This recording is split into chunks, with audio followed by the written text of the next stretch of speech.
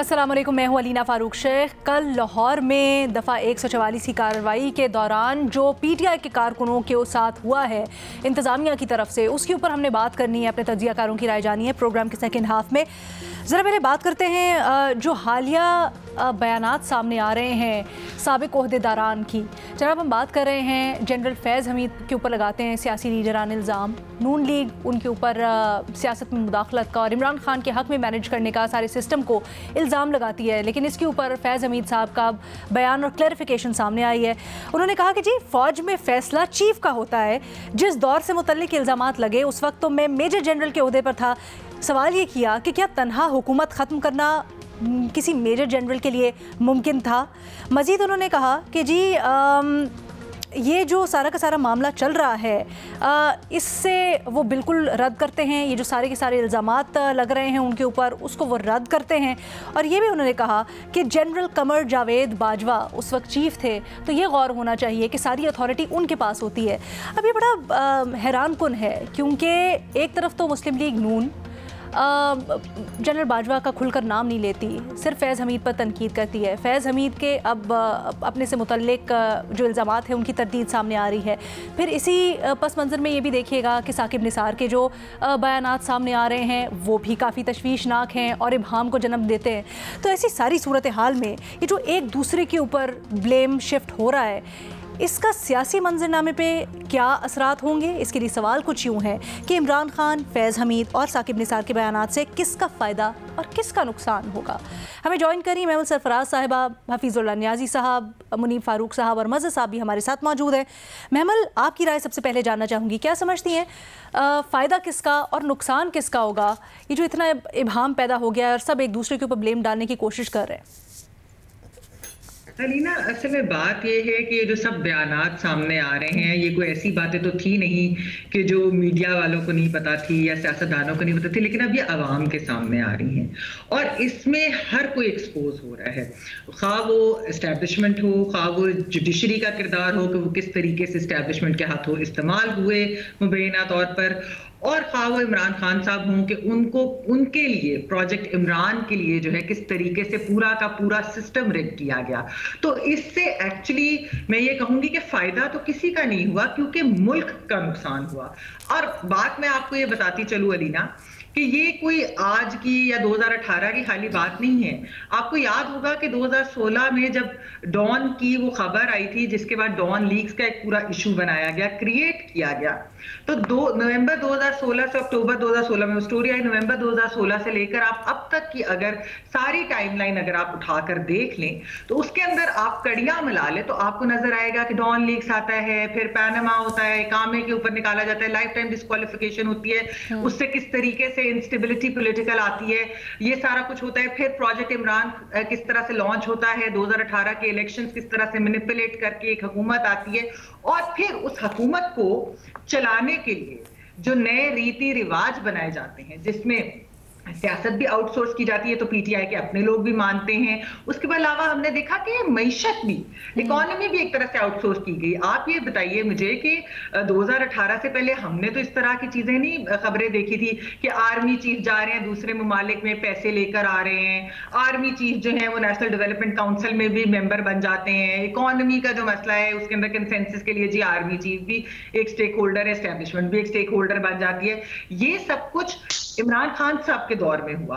ये जो पूरी की पूरी स्पेस, एक पॉलिटिकल स्पेस सीड की गई, जो दी गई, वो इमरान खान साहब के दौर में हुआ। उससे पहले होता था लेकिन वो जबरन ली जाती थी एस्टेब्लिशमेंट की तरफ से, लेकिन ये तो खुद दी गई। और हमने खुद पीटीआई के लोगों को ये इकरार करते हुए सुना कि हमने सियासत भी आउटसोर्स कर दी थी।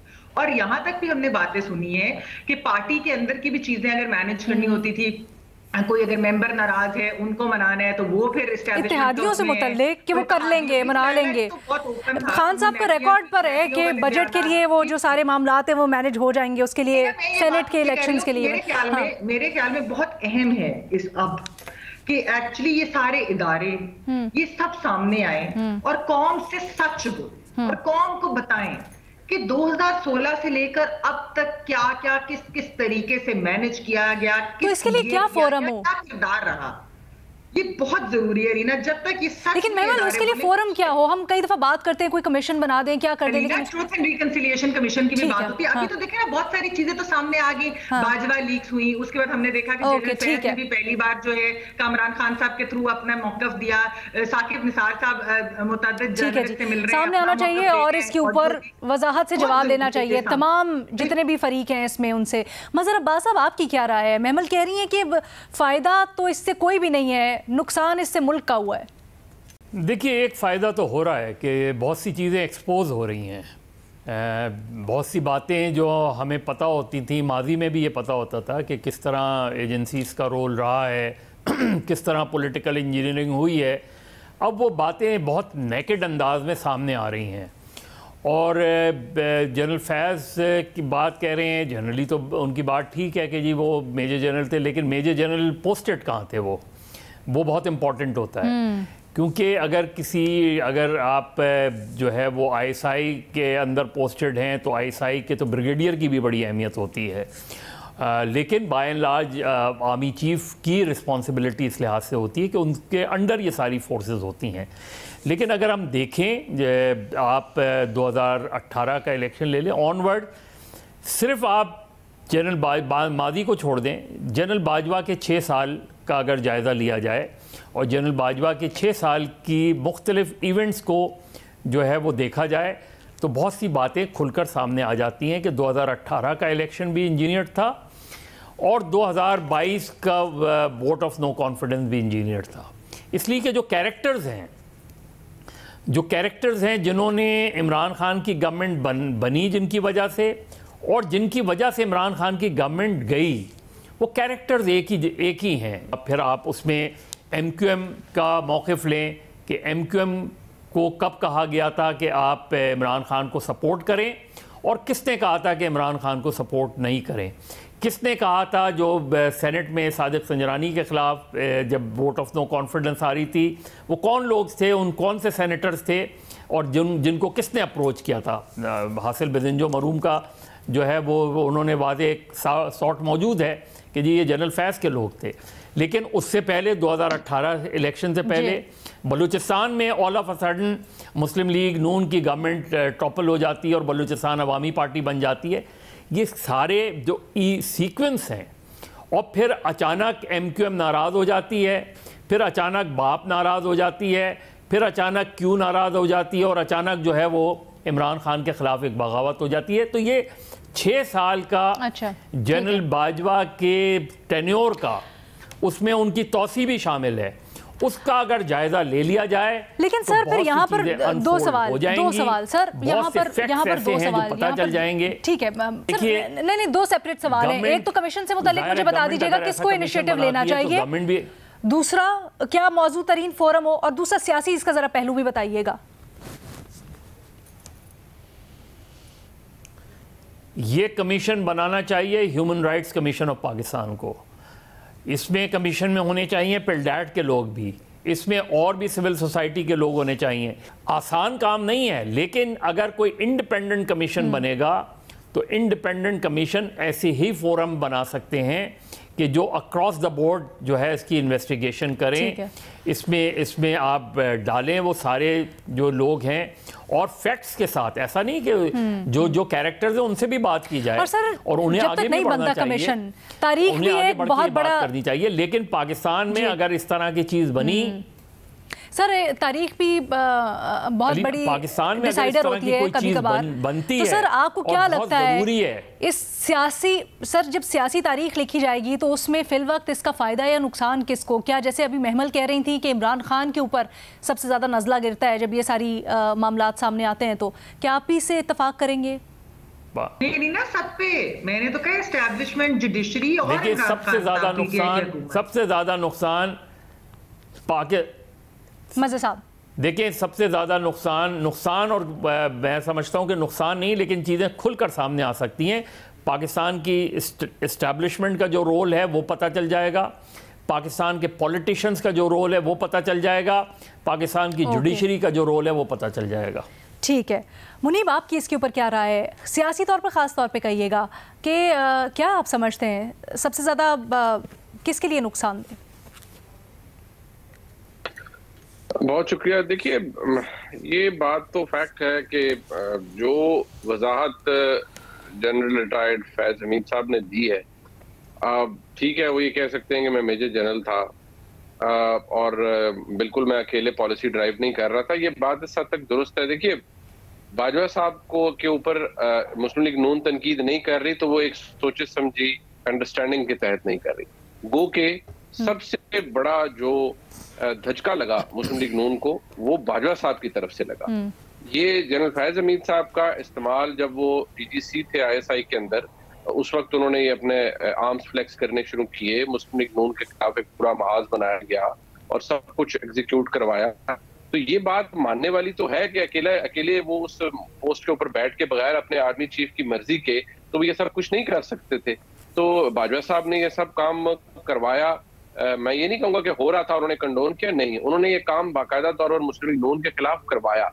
और फिर मियां नवाज शरीफ साहब की नाअहली और सारे केसेस और सब कुछ जो था वो भी बाजवा साहब के नॉलेज में था, और सब कुछ जो हो रहा था वो भी बाजवा साहब के नॉलेज में था। प्रोजेक्ट इमरान खान के जो चीफ क्रिएटर थे वो तो बाजवा साहब थे, जो उसमें मुआविन खुसूसी थे वो जनरल फैज हमीद साहब थे और चंद और काबिल एहतराम लोग थे। अब बात यह है कि ये सिलसिला तो बन गया, लेकिन सच पूरा कब बाहर आएगा, क्योंकि मुस्लिम लीग नून भी पूरा सच नहीं बोल रही, वो भी आधा सच बोल रही। अब मैंने आपको अर्ज कर दिया कि वो भी एक अंडरस्टैंडिंग के तहत पूरा सच नहीं बोल रहे। अगर आप पूरा सच बोलेंगे तो देखिए फिर कोर्ट मार्शल बसद एहतराम सिर्फ फैज हमीद साहब का नहीं होगा, फिर तो और बहुत से मसाइल पैदा हो जाएंगे। फिर तो एक तारीख है और एक लाइन है, खास तौर पर आर्मी चीफ की, आपका आर्मी चीफ की, जो कि इस पूरे एजेंडे के अंदर शामिल थे। उन्होंने जो कुछ किया और एक मौके पर नहीं किया, मैंने लाइन का जिक्र इसलिए किया कि वो फिर आप पूरा एक लिस्ट बन जाएगी कि इस मौके पर उन्होंने ये काम किया। और इमरान खान साहब का जो दौर था उसके अंदर भी उन्होंने ये काम किया। तो वो जनरल फैज हमीद साहब फिर बाद में DG ISI बने, बिल्कुल वो बहुत करीब थे इमरान खान साहब के। इमरान खान साहब ने उनसे बहुत सी खिदमात दी और मैं समझता हूँ बड़े प्रोकियल और बड़े पेटी इश्यूज के अंदर भी उनको इन्वॉल्व कर दिया कि सो मत सो, छोटी छोटी चीजों के ऊपर फलाना अरेस्ट नहीं हो रहा उसको करा दो, फलाने को टाइट करो, फलाने को ये करा दो, ये छोटे छोटे इश्यूज के अंदर भी उन्हें इन्वॉल्व कर दिया, जो कि मैं समझता हूँ उनके जनरल फैज हमीद साहब के मनसब के साथ भी बड़ी ज्यादती थी कि DG ISI को आपने इन कामों पर लगा दिया था। सो ये मैं आपको जरूर कह दूं कि इसमें एग्जॉनरेट या एब्जॉल्व खुद को साबिक आर्मी चीफ जनरल बाजवा साहब भी नहीं कर सकते, उनका भी पूरा हिस्सा है जो कि उन्होंने किया। और प्रोजेक्ट इमरान खान को लाए भी वो, ये कॉन्सेप्ट भी उन्हीं का था, और जो आसमान और जमीन के कलाबे वो जनाब इमरान खान की तारीफ में मिलाया करते थे उनके इक़्तिदार में आने से पहले, उसके जो गवाह हैं वो मुल्क के बड़े नामवर लोग हैं, और वो आपको किसी स्टेज पर आकर किसी मौके पर गवाही भी दे देंगे। उनमें से दो शख्सियात जो हैं वो तो जियो में हैं, यानी सलीम साहबी साहब और हामिद मीर साहब, और मैं समझता हूँ भट्टी साहब, 3 लोग हैं। ठीक है। अच्छा मुनीर, मुझे थोड़ा सा ये बता दीजिएगा कि आप ये समझते हैं कि नून लीग ये जो खामोशी अपनाए हुए बाजवा साहब के नाम पे, इसका उनको नुकसान होगा बहुत ज्यादा? देखिए, मैं समझता हूँ कोई मुझसे डिसएग्री करे तो करे या मुस्लिम लीग नून वाले नाम वाले, भरपूर नुकसान होगा। देखिए, आप अपने स्ट्राइक के अंदर ना आप सिलेक्टिव नहीं हो सकते कि अच्छा जी मैंने इतना अटैक करना है और इतना नहीं करना, मैंने जनरल फैज हमीद को टारगेट करना है, मैंने जनरल बाजवा साहब को नहीं करना। अरे भाई बात सुने, वो कहते हैं ना, who are you trying to fool, आप किसको बेवकूफ बनाना चाह रहे हैं? मसला ये है कि जनरल बाजवा साहब ने आपके साथ सबसे पहला हाथ किया, वो जो डॉन लीक हुई उसके बाद वो नोटिफिकेशन इज रिजेक्टेड वाली ट्वीट आई, वो बाजवा साहब की वजह क्या लगती है आपको इस मसलहत, इस खामोशी की मसलहत की खामोशी के पीछे? अब सारी बातें अलीना आपने मुझसे पूछ लेनी है, तो ये कुछ चीजें रहने देना, आप मरियम नवाज शरीफ साहबा से पूछे, मियां नवाज शरीफ साहब से पूछे कि वो अपने इस ऑनस्लॉट के अंदर इतने आप लोग के बड़े राब्ते होते हैं ना, इतने माशाल्लाह जबरदस्त तज्जियाकार और इतने बाखबर सहाफी हैं आप, आपको नहीं पता होगा, किसको पता होगा? मुनीर बता दे, हिंट दे दे हमें, वरना नियाजी साहब को तो पता होगा, उनसे फिर पूछ लेंगे हम। नहीं, न्याजी साहब तो देखिए, वो न्याजी साहब के पास हमसे बहुत ज्यादा इंफॉर्मेशन होगी, लेकिन मैं चाहूंगा कि ये जो सच है ना, ये सच पहले जिन्होंने अंडरस्टैंडिंग की है कि हम ये सच पूरा बयान नहीं करेंगे, पहले ये वो बयान मुनीब ने भी पूरी बात नहीं ना, बात मुनीब ने भी पूरी नहीं बताई। न्याजी साहब, सर आप बताएं, आप क्या कहते हैं इस मामले के ऊपर? मुस्लिम लीग नून जो छुपा रही है अब, ठीक है, बेशक फैज़ हमीद साहब कहते हैं कि मैं तो उस वक्त किस ओहदे पे था, चीफ के पास सारा इख्तियार होता है, यहाँ तक तो वो इल्ज़ाम नहीं लगा सकते कि भाई बिल्कुल अपने आप को बरी ज़िम्मा तो नहीं कर सकते, लेकिन फिर अगर पीटीआई को तनकीद का निशाना बनाती है मुस्लिम लीग नून, तो वो भी अपने आप को पूरी तरह से ये नहीं कह सकती कि हम किसी चीज़ के ज़िम्मेदार नहीं हैं, क्योंकि वो भी अब पूरा सच नहीं बोल रहे। अलीना, पहली बात तो यह है कि इस वक्त ये बिल्कुल इररेलेवेंट हो गया कि क्या सच है क्या झूठ है। असल चीज ये जो है इम्पोर्टेंट है कि किसकी बात जो है वो यूनिवर्सल ट्रूथ बन जाती है और किसी का सच जो है उसको कोई खाता में नहीं लाता। इस वक्त जो पॉलिटिकल जो एक हाइप है और जो एक फरवर आया हुआ है, उसके अंदर उसके अपने डायनेमिक्स हैं और वो अपने तरीके से उसकी एवल्यूशन हो रही है। और वो अगर कोई यहाँ पे बैठे हुए हैं मदर अब्बास साहब जैसे जो है, महमल जैसे या मुनीब जैसे तजदिया निगार, वो अपनी कितनी जो अंग्रेजी करे, खिरत की गुत्थियां सुलझाएं, अक्ल दानिश के बखेरें, लेकिन जो हालात है उसके मुताबिक एग्जैक्टली जो पहुंचना जो है वो चूंकि रियलिटी से दूर हो चुकी है, परसेप्शन पे, ऑप्टिक्स पे और एक और निजाम चल रहा है। मुस्लिम नून इस वक्त कॉम्प्रोमाइज्ड है। मुस्लिम नून जो माल बेच रही है, एस्टेब्लिशमेंट का माल बेच रही है। उनको जो कुछ एक पैकेज बना के दिया जा रहा है कि ये डूज एंड ये डोंट्स हैं, वो उसके अंदर चल रही है।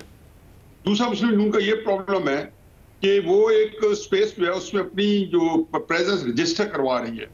ये बड़ा मुश्किल काम है, क्योंकि आपने जो स्पेस अप्रैल 2018 से खाली की थी, वो 5 साल बाद आके ये नहीं किया जो आपने कहा कि अब हम इसको यूज करना चाहते हैं, पॉलिटिक्स करना चाहते हैं, तो आपके लिए खाली पड़ी है। इमरान खान साहब ने पूरे 5 साल इक़्तिदार के दौर में भी, उससे पहले भी और इक़्तिदार के बाद में भी उसको पूरी तरह यूटिलाइज किया। जहां तक ताल्लुक है ये जो आपने 3 किरदारों का नाम लिया, जनरल बाजवा साहब, साकिब निसार साहब और फैज हमीद साहब, टेक्निकली ये सोचे अब इसको भूल जाए कि जी उनका जो है बाय द बुक क्या उनका बनता है, लेकिन टेक्निकली खर्च हो चुके हैं। ये वो लोग हैं कि जनरल याह्या खान साहब जो है उनको कैद नहीं किया गया था, लेकिन उन्होंने जो डे लाइट पत्नी देखी होगी तो घर के सेन में देखी होगी, घर के बैठ तो झांक नहीं सके। मुशर्रफ जब कंडेम हुए तो अल्लाह ताला उनको गरी के रहमत करे, उनके दर्जात बुलंद करे, उनको गुनाह माफ करे। मुशर्रफ जो है वो पाकिस्तान आने के लिए कंफर्टेबल नहीं थे। साकिब निसार पाकिस्तान में खुले नहीं फिस सकते। मेरा उनके साथ कोई आधे दर्जन से ज्यादा दफा टाकरा हो चुका है जब से रिटायर हुए हैं, और बड़े पाक से मुझे मिले भी हैं, हम अच्छे दोस्त भी थे उससे पहले भी और जानते रही तो अच्छी तरह। मुझे पता है वो कितना अनकंफर्टेबल है, किस तरीके से वो सिलेक्ट करके जाते हैं कि इस घर में अफसोस करने जाने, इस घर में नहीं जाना। Not to talk of Faiz Hamid या जनरल बाजवा कभी पाकिस्तान की सड़क पे नहीं आ सकेंगे।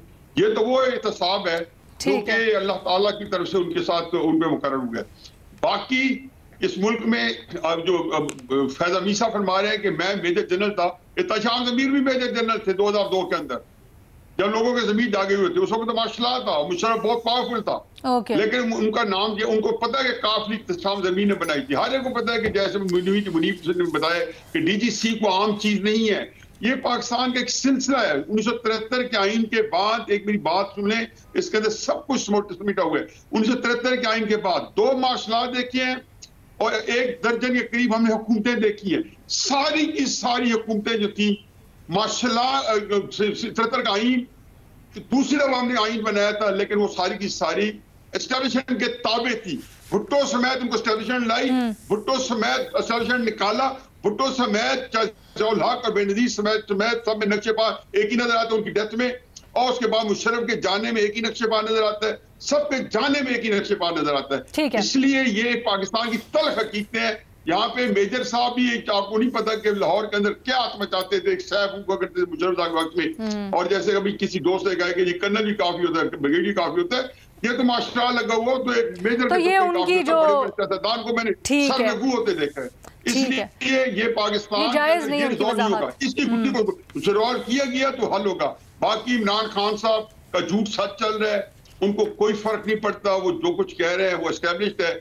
उसके मुकाबले में अगर वो बाजों को भी इनकॉर्पोरेट कर ले, मरियम नवाज साहबा, तो इस वक्त उनकी बजाय इमरान खान का सच चलना है। लेकिन इमरान खान साहब से एक गुजारिश है कि जब बाजवा का कोर्ट मार्शल चाहते हैं, 1 साल का नहीं 6 साल का दौर हुकूमत है। अच्छा ठीक है, वो सारे के सारे के उसको कोर्ट मार्शल कर फिर तमाम तर मामला खुलेंगे। अच्छा ठीक है, चीज सामने लाई जाए, मामला खुलने चाहिए। ठीक है जी, हमारे तजियाकारों की आपने राय जानी। एक छोटी सी ब्रेक के बाद हाजिर होंगे दूसरे सवाल के साथ।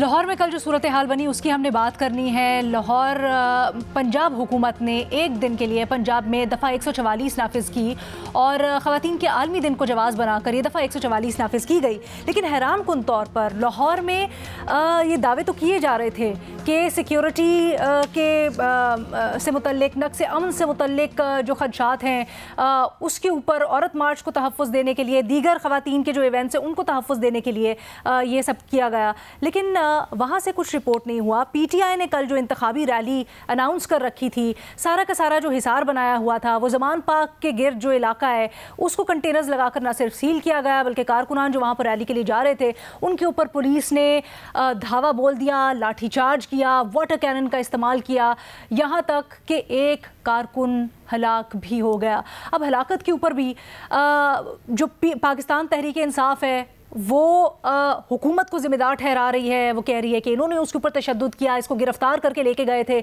लेकिन निगरान हुकूमत कहती है कि पाकिस्तान तहरीक इंसाफ इसकी ज़िम्मेदार है। ये भी एक अजीब मामला है। इसके ऊपर अपने तजियाकारों से ज़रा राय जानेंगे कि ये हो क्या रहा है, क्योंकि पोस्टमार्टम रिपोर्ट भी सामने आ गई है और उसमें तशद्दुद उस लाश के ऊपर हुआ है, उस शख्स के ऊपर हुआ है, इसकी तस्दीक हो गई है।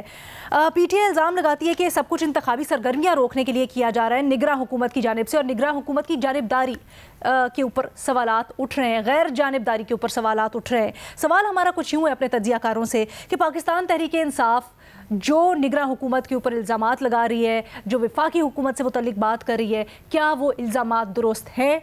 मुनीब फारूक साहब, आप सबसे पहले अपनी राय का इजहार कीजिएगा। मसला ये है अरीना के जो निगरान हुकूमत है उसके बारे में तो चले हम बाद में आएंगे। पहले तो मैं 2-3 चीजें कह दूं। देखिए, आप जब किसी भी लीडर की तकरीर के ऊपर पाबंदी लगाएंगे, जिस तरह आप लगाएगी, मियां नवाज शरीफ साहब के दौर में लगाएगी तो हर किसी ने इनकरेज किया, जी बड़ा अच्छा कर दिया। लेकिन अब इमरान खान साहब के ऊपर लगाई गई, मुझे उसका तुक समझ नहीं आता। अगर तो आपने लगाना है तो उसको शक्ल बेहतर कीजिए। वो एक नी जर्क रिएक्शन होता है। वो देखिए लाहौर हाई कोर्ट ने गालिबन आज सस्पेंड कर दिया वार्ड, क्योंकि उसका फायदा कोई नहीं है। आप सो मच सो प्रोटेस्ट की कवरेज को भी बैन कर रहे हैं, कोई फायदा नहीं। ये तो काम रिप्रेसिव रेजीम्स के होते हैं ना। आप यानी कि ये इस पे मोहर सख्त कर रहे हैं कि जो इमरान खान साहब का असर है या उनका जो क्लाउड है वो काबू से बाहर हो गया है, लिहाजा आप मजबूर हैं इस तरह के इकदाम करने। दूसरा काम मुझे ये समझ नहीं आ रहा कि आपने अगर औरत मार्च होनी थी, जो कि मैं समझता हूँ एक पीसफुल काम था, एक पीसफुल प्रोटेस्ट है, एक रिकग्निशन है इस फैक्ट की कि जी खवातीन अपने मुतालबात जो उनके हैं वो अगर उनको बारे में कोई बात कर रही है तो ये दफा 144 ये बेसिकली लगाई किस चक्कर में गई थी? क्या ये पाकिस्तान तहरीक इंसाफ के प्रोटेस्ट के लिए लगाई गई थी या ये खवातीन का जो मार्च था, औरत मार्च, उनको रोकने के लिए लगाई गई थी? ये सवाल का जवाब आना जरूरी है। दूसरी बात ये है कि पाकिस्तान तहरीक इंसाफ के जो हमारे दोस्त हैं उनको भी ये देखना चाहिए कि ठीक है, एहतजाज आपने एक रैली निकालनी थी, आप उस रैली को एक दिन बाद भी निकाल सकते हैं, आप उसकी प्लानिंग बेहतर कर सकते हैं। दफा 144 अगर लगी हुई जो कि प्योरली एडमिनिस्ट्रेटिव डोमेन है, वो डिप्टी कमिश्नर लगाता है, इख्तियार भी उसका है, वो आप उसको चैलेंज करें, आप चैलेंज करें, वो ऑर्डर वापस हो जाए या कलअदम हो जाए या मुअत्तल हो जाए तो आप जरूर कीजिए। आप लोगों को जब एट रिस्क ले आएंगे, देखिए तो उसमें फिर मार धाड़ का खतरा तो होता है पुलिस की जानिब से। पुलिस तो एक लॉ एनफोर्सिंग फोर्स है ना, आप पुलिस को गालियां नहीं दे सकते हर वक्त। पुलिस ने तो हुकूमत की कहने की दफा 144 लगी हुई है, बंदे इकट्ठे नहीं होने चाहिए। क्या होगा जी, आप पहले उन्हें लोगों को वार्न करेंगे, फिर वाटर कैनन है, फिर लाठी चार्ज है, फिर आंसू गैस है। ये तो स्टैंडर्ड एक्सरसाइज है ना जो कि की जाती है। ये काम अवॉइड भी किया जा सकता था। लेकिन जो इल्जामात लगाए जा रहे हैं कि सोचे समझे मंसूबे के तहत किसी को कत्ल किया गया, जो वर्कर जाम बहक हुए, अल्लाह ताला गरीक रहमत फरमाए उनको। मुझे तो ये भी दुख था कि देखिए आम आदमी, किसी का बाप, बेटा, भाई, खामद, वो बेचारा दुनिया से चला गया, शायद किसी घर की कफालत भी वो बेचारा करता हो। सो हमें जरा थोड़ा सा ये ज़हन में रखना चाहिए, हुकूमत के भी ज़हन में भी होना चाहिए। आप निगरान हुकूमत को फौरी तौर पर लताड़ नहीं सकते कि ये काम आपने बड़ा गलत कर दिया, आपने बैटन चार्ज कर दिया। भाई आप ये चेक कर लीजिए पहले कि क्या दफा 144 का नफाज नहीं हुआ था। अगर नहीं हुआ था और उसके बावजूद मुनीब, लेकिन ये भी बड़ा अजीब नहीं है कि उस दिन सुबह कोई दफा 144 एकदम से आउट ऑफ द ब्लू लगा दी जाती है। अगर था ऐसा तो प्लान्स के बारे में बता देते 1-2 दिन पहले, या 1 दिन पहले भी बता देते कि जी कल हमारे ये प्लान्स हैं, और 1 दिन बाद आपने रिवोक कर दी। मज़हर अब्बास साहब को मैं शामिल करूंगी। मज़हर साहब, क्या आप इस राय से, अच्छा Munib wants to add something. Ji Munib. मैं सिर्फ इतना कहूंगा अली ना, ये चेक करवाने की जरूरत है। अगर तो जिस तरह आप फरमा रही हैं, अगर तो ये ऐसा ही है कि जी पहले जो मैंने ऑर्डर एक पड़ा हुआ था कुछ अरसे पहले आया था कि मॉल रोड और उससे मुल्का इलाकों में कोई ये प्रोटेस्ट वगैरह और इस तरह की चीज नहीं की जा सकती थी। ये ऑलरेडी शायद डिप्टी कमिश्नर की जानिब से ऑर्डर पहले आ चुका था। अच्छा। अगर तो ऐसा नहीं है, क्योंकि I am not too certain about, क्योंकि मेरे पास ये जो नोटिफिकेशन है ना, मेरे पास जो नोटिफिकेशन पड़े ना 8 मार्च यानी कल का नोटिफिकेशन है, और इसमें यही कहा गया है कि डिस्ट्रिक्ट लाहौर के ऊपर दफा 144 नाफिज की जा रही है अमन व अमान के चक्कर में। तो ये कल का ही है और 7 दिन के लिए किया, फिर आज उसको रिवोक कर लिया। देखिए, अगर ये कल किया गया है तो फिर तो मैं समझता हूँ कि एब्सोल्यूट बुरी प्लानिंग है। अगर आपने पाकिस्तान तहरीक इंसाफ के लोगों को रोकने के लिए किया है तो देखिए जिस दिन उन्होंने रैली निकालनी है वो कहाँ रोकेंगे। अगर तो आपने मेरे ख्याल में उन्होंने रैली का अनाउंसमेंट अगर 1 आध दिन पहले कर दी थी तो आपको या तो उसी वक्त नोटिफिकेशन इशू करते। आपने औरत मार्च के साथ ये चीज कोइंसाइड होगी तो this appear as bad management और कुछ भी नहीं है। और you can't blame the head of provincial government for everything, बेशक वो केयर टेकर हो या कोई और हो। ये तो एडमिनिस्ट्रेटिव लेवल के काम है, इसकी प्लानिंग तो शायद डिप्टी कमिश्नर के ऑफिस को करनी चाहिए। ये दिलचस्प राय है, मैं इसी को आगे लेके जाना चाहूंगी। मज़हर अब्बास साहब, क्या आप इस राय से इत्तेफाक करते हैं? क्योंकि हमने ये भी देखा कि ठीक है बेशक एडमिनिस्ट्रेटिव मामला हो, लाहौर के बारे में विफाकी वजीर दाखिला बैठ के प्रेस कॉन्फ्रेंस कर रहे थे कल। देखिए अलीना, निगरान हुकूमत के जो एक्शंस हैं ना वो बिल्कुल भी एक निगरान हुकूमत के एक्शंस नज़र नहीं आ रहे हैं। और जिस तरह के उनके वज़रा गुफ्तगू कर रहे हैं, जिस तरह की बात कह रहे हैं, वो तो बिल्कुल एक पार्टिजन तरीके से गुफ्तगू कर रहे हैं। आप इससे पहले के निगरान हुकूमत के आप उठा लें, उस ज़माने के स्टेटमेंट्स उठा लें, इससे पहले जो निगरान हुकूमतें बनती रही हैं, ये मुझे बहुत ज़्यादा एक पार्टिजन नज़र आ रहे हैं। जिस तरह की लैंग्वेज यूज़ हो रही है, जिस तरह की ज़बान इस्तेमाल हो रही है, वो तो अगर मुस्लिम लीग नून की गवर्नमेंट होती तो समझ में आता कि जी पीटीआई से आप वो कर रहे हैं, या पीटीआई की गवर्नमेंट है अपने ओपोनेंट्स को रोक रही है। फिर प्लस आपने ये बात की, आपने ख़ुद अभी पढ़ के सुनाया कि जी 8 तारीख को जो है वो आप सेक्शन 144 लगा देते हैं। लेकिन जो गुफ्तगू हो रही है वो ये हो रही है गुफ्तगू के जी वो तो PSL के लिए लगाई गई थी, तो PSL तो चल रहा है, तो फिर ख़त्म कैसे हो गई सेक्शन 144 अगर PSL और लगाया भी 7 दिन के लिए था, लेकिन एक ही दिन बाद उसको रिवोक कर दिया। कॉन्ट्रडिक्शन है, यही मैं कह रहा हूँ ना। तो इसका क्या मतलब हुआ कि वो PSL वो फिर स्पेसिफिक था ना, फिर PTI स्पेसिफिक नज़र आ रहा है ना ये उसमें। प्लस यूज़ ऑफ फोर्स हमेशा कोई भी सिटिंग गवर्नमेंट होती है उसके अगेंस्ट जाता है। आप लाठी चार्ज करें, देखिए जो ओपोनेंट्स होते हैं उनके लिए, कोई भी ओपोनेंट हो उसको ये एडवांटेज हासिल होती है ओपोजिशन का कि वो उन्होंने रैली निकालने की अनाउंस की, आपने उसको रोकने की कोशिश की, लाठी चार्ज हो गया, दोनों तरफ से पथराव, इस तरफ से पथराव हो गया। और ये हमने देखा है पॉलिटिकल रैलीज़ में होता है। तो handling of a procession, handling of protest बहुत इंपॉर्टेंट होता है। माल रोड पे आपने लगाई हुई है पाबंदी, मुसलसल पाबंदी लगाई हुई है, क्यों लगाई हुई है? फिर इसका मतलब है कि आपके, और ये माजी में भी हमने देखा है, माजी की भी जो गवर्नमेंट्स हैं उसका भी देखा है, इस ख़ास तौर पे। और फिर उस लड़के की जो हलाकत है, आप पोस्टमार्टम रिपोर्ट का क्यों इंतज़ार कर रहे हैं? हलाकत तो हुई है ना, या हलाकत नहीं हुई है, तो उस हलाकत की तो तहकीक की जाएगी। हाँ। और अगर ये पोस्टमार्टम रिपोर्ट में ये तो है, लेकिन वो इस वजह से मामला मुबहिम हुआ क्योंकि कुछ CCTV वीडियोस सामने आई हैं जिसमें एक डाले में 2 नामालूम लोग आते हैं, वो उसको अस्पताल तक लाते हैं, साथ रहते हैं, फिर जब पता चलता है कि वो जाम बहक हो चुका है तो फिर वहाँ से फरार हो जाते हैं। और प्लस उनसे मुतल्लिक ये कहा जा रहा है, इल्ज़ाम लगाया जा रहा है कि PTI वाले। अलीना, ये सारी चीज़ें क्लियर होती हैं जिस वक्त कल ही रात को जुडिशल कमीशन बना देना चाहिए था। उसकी वजह ये कि वो फिर जो है वो एडमिनिस्ट्रेटिवली हो गवर्नमेंट के ईमा पे हो ना हो उनके ईमा पे, इसके ब्लैक एंड वाइट में चीजें सामने आनी बहुत जरूरी है। तो आपके ख्याल में निगरान हुकूमत को फ्री पास नहीं दिया जा सकता इसके ऊपर? है वो किस तरीके से हुआ, जिम्मेदारी तो उनकी बनती है। ठीक है सर, एक ब्रेक की इजाजत दीजिएगा, ब्रेक के बाद मैं आती हूँ। ये जो दो राय हमारे पास आ रही है इसको जरा डिबंक करेंगे एक ब्रेक के बाद। Welcome back. हम बात कर रहे हैं कल लाहौर में पाकिस्तान तहरीक इंसाफ के कारकुनों के ऊपर जो धावा बोला गया है उसके ऊपर महमल आपकी राय जानना चाहूँगी। जो पाकिस्तान तहरीक इंसाफ इल्ज़ाम लगा रही है निगरान हुकूमत के ऊपर और कि वो गैर जानिबदार नहीं है, उन्होंने जानबूझ के टारगेट किया है, क्या आप समझती हैं ये इल्ज़ाम दुरुस्त हैं और निगरान हुकूमत का किरदार सही नहीं था?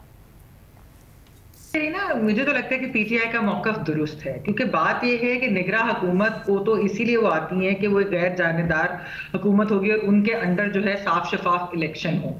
लेकिन कल एक पीटीआई ने रैली निकालने की जब अनाउंसमेंट की थी, उन्होंने निकालनी थी, जाहिर बात है उनकी इलेक्शन सरगर्मियों की किक ऑफ होनी थी और वो उसके वजह से था। लेकिन हमने देखा कि कल तकरीबन 1 बजे के करीब जो है ये नोटिफिकेशन जारी है। हालांकि केयर टेकर गवर्नमेंट के लोग ये कह रहे थे कि जी एक रात पहले हो गया था, लेकिन ऐसी बात नहीं है, क्योंकि पुलिस के साथ पीटीआई के लोग जो है वो रूट्स डिस्कस कर रहे थे कि कहाँ से पीटीआई की रैली ने जाना है, और वो सारी बातचीत हो रही थी सिक्योरिटी के ऊपर भी और सारा।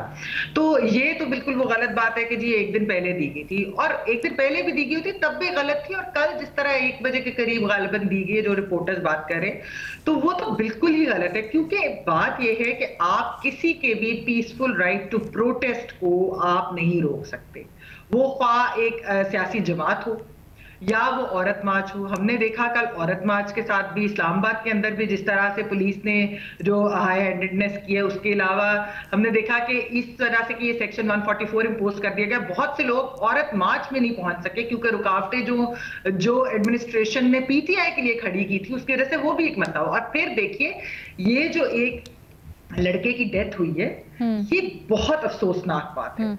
यंग सा लड़का था, वो डिफरेंटली एबल्ड भी था, आप उसकी वीडियोस देख लें, मतलब इतना मासूम सा। खैर जिसकी भी जाहिर बात है डेथ तो वैसे ही मासूम लोगों की होती है, लेकिन बहुत ही अफसोस की बात है कि जिस तरीके से उसके ऊपर बेना तौर पर तशद्दुद करके पुलिस के अभी तक तो पोस्टमार्टम रिपोर्ट और हर चीज, और इवन जो वीडियोज हैं, जो उनकी हिरासत की भी वीडियोज है अब तो सामने भी आ गई हैं, रिपोर्टर्स ने भी वो शेयर की हैं कि वो किस तरीके से कल ही उनको पकड़ा गया था और वो तब बिल्कुल ठीक थे, वो पुलिस वैन में बैठे हुए बॉडी मिली जी, बाद में उनकी डेड बॉडी इस तरह मिली और उनके सर के ऊपर चोट भी नजर आ रही है। तो देखिए आप किसी भी सियासी जमात को अगर इस तरह से रोकेंगे, केयर टेकर गवर्नमेंट जो गैर जानेदार हुकूमत होनी चाहिए, वो किस तरह से सियासी सरगर्मियां रोक रही है? उनका काम तो है कि फैसिलिटेट करें एक सियासी सरगर्मियां भी हर सियासी जमात को, ताकि कोई आपके ऊपर जानिबदार होने का पॉइंट ना कर सके। लेकिन जिस किस्म की एक मतलब बिल्कुल मैं आपको तो एपैथी थी, और जिस तरीके से कोई वो उनके अंदर थी नहीं ऐसी चीज, जो कल spokesperson government care taker government के आ रहे थे टीवी पे जो बात कर रहे थे, जिस तरह से वो इसके ऊपर बात कर रहे थे। मैं तो आमिर मीर की आप बात करिए, कल शाहजेब के शो में भी वो थे, उन्होंने जो बात की है वो बड़ी अजीब और गरीब मंतक पेश कर रहे थे। बट मैं कह रही हूँ कि ये किस तरीके से भी गैर जानिबदार केयर टेकर गवर्नमेंट हुई, क्या कर रहे हैं? एडमिनिस्ट्रेशन इन्हीं के अंडर आती है, किसी और के अंडर तो नहीं आती। ठीक है न्याजी साहब, आपकी इसके ऊपर क्या राय है सर? क्योंकि आमिर मीर साहब का यहाँ पे हवाला दिया गया तो वो तो कहते हैं कि ऐसा तो नहीं हो सकता ना कि निगरान हुकूमत ठीक है बेशक गैर जानिबदार है, लेकिन हाथ बांध के तो नहीं बैठ सकती अगर इस तरह की अमन अमान की सूरत हाल हो तो। ना बात तो सच है कि बात है रसवाई की और शर्मसारी की।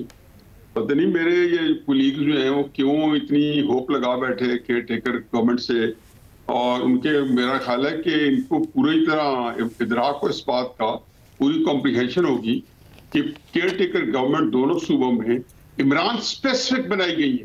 Make no mistake, whether like और नॉट, सही किया गलत किया, इंतहाई गैर अखलाकी काम किए वो तो उसी दिन कर दिए। दूसरी बात यह कि इमरान खान साहब ने भी उसको उसी तरीके से समझा और पहले दिन से डिक्लेयर कर दिया है कि ये लोग जो है ये मेरे दुश्मन है और मेरी अपोजिशन है, या वो लोग हैं जो मुखालफिन है। आपने देखा नहीं कि उनके खिलाफ अदालतों में भी गए हैं। आजम जो वहां के हैं जिनको बने केयर टेकर चीफ मिनिस्टर, उस पर तो कॉन्सेंसस था, लेकिन तीसरे दिन उस पर भी एतमाद कर दिया। उसी तरीके से बैन ही जैसे इलेक्शन कमीशन खुद लगाया और उसके बाद उन्होंने उसके बारे में पूरा एक नैरेटिव ऐसा डेवलप किया कि सारे इलेक्शन जीतने के बावजूद कहते हैं कि धांधली हुई है, 30,000 वोट होगी, क्योंकि इलेक्शन कमीशन के लिए वो स्पेस नहीं दे रहे थे, इनके भी स्पेस नहीं है। वैसे जो कुछ किया मैं उसकी इंतहाई मजम्मत करता हूँ।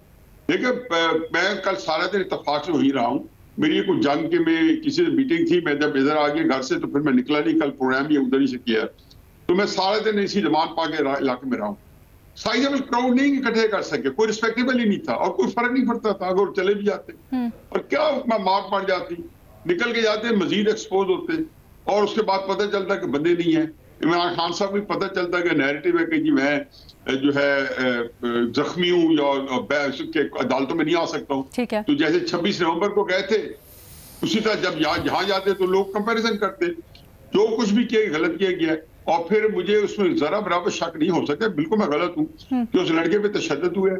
जिन लड़कों ने छोड़ा होगा, हो सकता है बेचारों ने देखा हो कि ये बंदा पड़ा है सड़क के ऊपर और अपने साथी हमारा तो उसे छोड़ने गया होंगे, तुम्हारा बताया होगा, तो बंदा मर जाए, मेरे जैसा बंदा पैनिक हो जाते। मैं तो इसको कभी इसके लिए तैयार ही नहीं हो कि मैं इस मरे हुए बंदे को कैसे हैंडल करूंगा।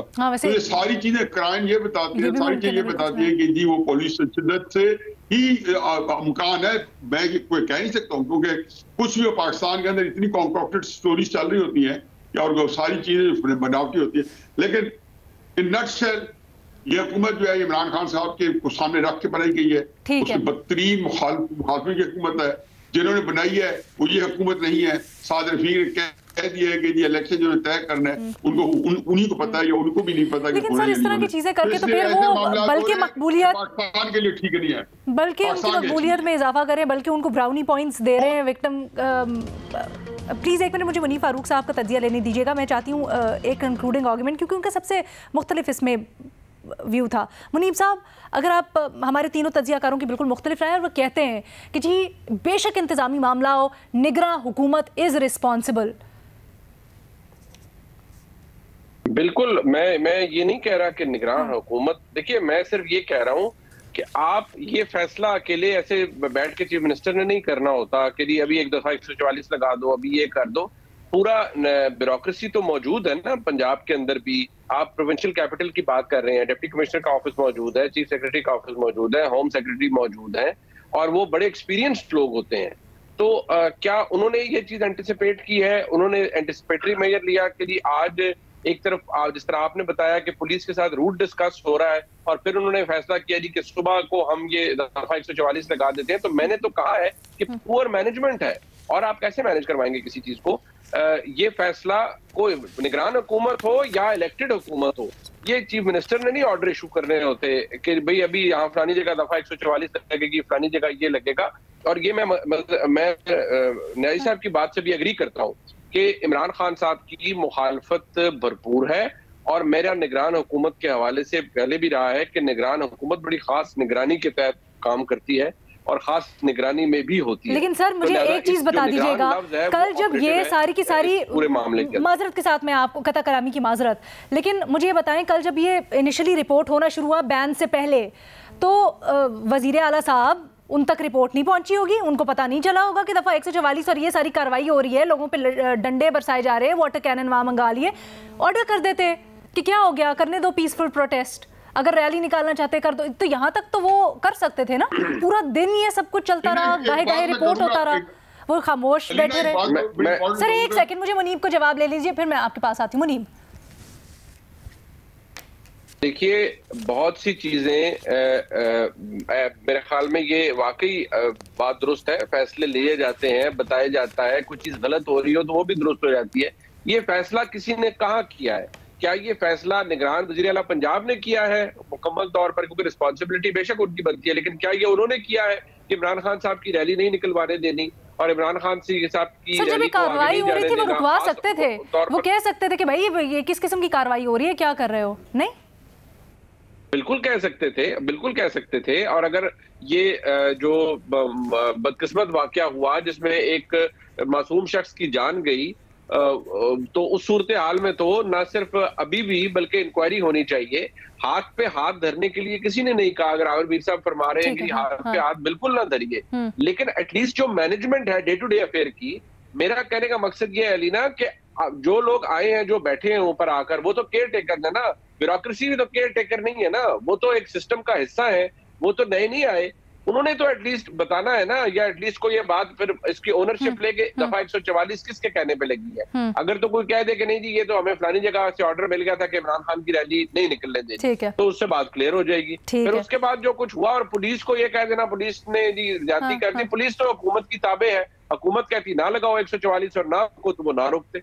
सर ये भी बड़ा दिलचस्प मुझे लगा कि एक तरफ आप कह रहे हैं कि पुलिस को तो नहीं कह सकते ना, वो तो ऑर्डर्स की तामील ही करते हैं, लेकिन फिर दूसरी तरफ आप ये कह रहे हैं कि पूरी तरह से आप हुकूमत को भी नहीं कुछ कह सकते, निगरान हुकूमत को भी नहीं कुछ कह सकते।